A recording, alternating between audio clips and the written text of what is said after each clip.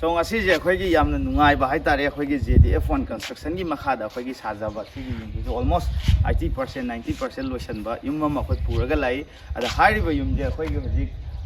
ceiling wali aduga ngasai makha gi flooring ke ka thong thunau khata ngasale bako adubu hairi ba yum ji ma saba matamda akhoi na paisa kaya yamna changi aduga masi kaya yamna pak saw no du masida room kaya pangi ga habje ma'am in details khangna bai dang ta hairi ba sigi yum je ma'am puna yengminaros am sanga puna yengminasi ba Sisna pagi mango ne bako aduga sisna mampang hedo sigi je finishing wale ko thong thonga wali si ka sidagi habi tare koi sidaida koi stair pale ko smaina da ka du ni bako Ma'am JDF1 construction gi makhada hariba sigi yum ase akhoi gi ma'am sajabani adu almost hai tare masi ceiling wali ko sijo siji akhoi adum 80% loira abani numit 3 natraga 4 days ki manung da akhoi complete chelo shaladam ne da makha je rang ke ka manung gi room ke ka kha wali ko ma'am di ke gino ha matam da akhoi gi sigi flooring je loi da bana maram moraga hai tare aduna hariba sigi yum je akhoi na het si hana sumaina akhoi gi labuk oina hai tare leramani adu labuk ta gi akhoi na JDF1 construction gi maikai dagi hai tare adum with foundation yauna makha dagi ground level dagi hai tare het leibak dagi hauraga akhoi gi sigi yum je akhoi thaba haujarak pani da sigi yum sigi pak pa chaw se kyano haiba matam da sidagi akhoi gi leng sai tare sidagi na sibo ki leng sina kaino ne bako akhoi gi 35 ni aduga sigi bread haiba tare asang basina kaino ni 27 ne bako but khoi mathakta akhoi gi railing gi oina amuk fit ani makhai me hentore ngasai gi 27 du dagi fit ani makhai ma hapsalaga ko anan 29 half kum ba hai tare sai change ada khoi hoje se khoi gi thung hai tare si thung nau pana bagi kanna khoi finishing pi na bolo se panari hai tare aduga mathaki ceiling ji jo khoi kanna framework ti lo sale aduga PVC ceiling khoi gi sidai da khoi loi leiraga leire aduga si lo shandro bane aduga mathak se khoi gi mathak se ju double board kha da bo watli ko aduna sigi double board se khana wi dong ta khoi already sida prepare to le hai tare da mayam yeng min na je khoi sigi je flooring je ngarang khatang khoi ji polish to da ngai ri ko ana sida sigi saruk se khoi mango noi doi ne ko mango ne aduga sina yum yai ne aduga sonda room ani maga leire sondana khoi kitchen ke ka oi ne ko aduga khoi na sigi he thokpaga sidai thokpaga khoi bathroom toilet sabene ko sari ado magi su lotion ri hatare dugo khoi sidai da kumuk ke ka pana hotel lore do sijo tiles layer ka layer bani tiles ke ka loi thara khidi ne ko nuna khoina sidai da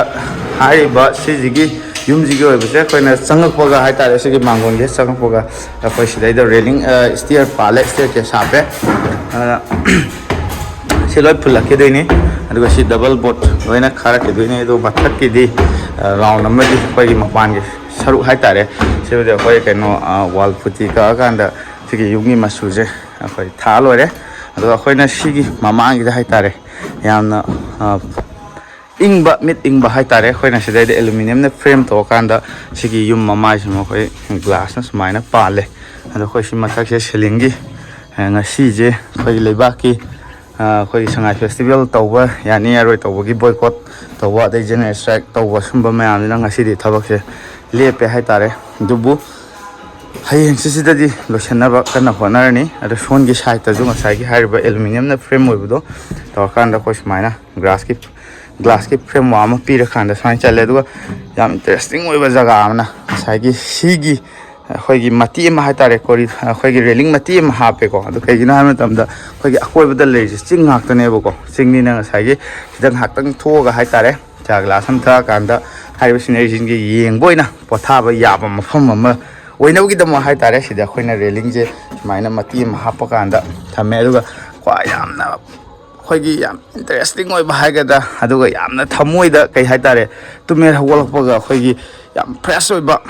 nungsit aduga fresh oi ba looks mayam hai tare khoi sida mamang da uri ba singja to asida khoi gi sana mai temple ni ada le se bati kita muat da osle khoi gi tu sigi da uri ja sana mai temple ne bako inak nang na re hai tare sigi at paru ni di makong da ne khoi na sari te labuk mai ai da hai tare na ꯑꯩꯈꯣꯏꯒꯤ iron ꯋꯥꯛꯁꯦ ꯀꯟꯅ ꯂꯣꯏꯁꯤꯟꯅꯕ ꯍꯥꯏꯇꯥꯔꯦ double boat ꯊꯥꯅꯅꯕꯒꯤꯗꯃꯛꯇꯅꯤ ꯑꯗꯨꯒ ꯁꯦꯝ